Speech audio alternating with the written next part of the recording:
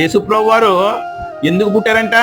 సత్యమును గురించి సాక్ష్యం. మనకి ఇప్పటి వరకు యేసుప్రభు వారు ఎందుకు పుట్టారంటే పాపులను రక్షించుటకు, తన ప్రజలను పాపం నుండి విడిపించుటకు పుట్టారని తెలుసుకున్నాం. కానీ ఇక్కడ ఈ వాక్యం ఏం నేర్పిస్తుంది?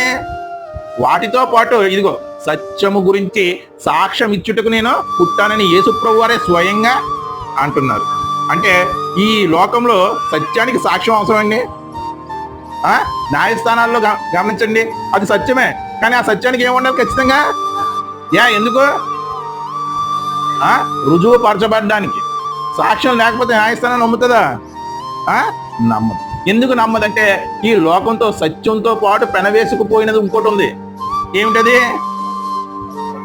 అసత్యము.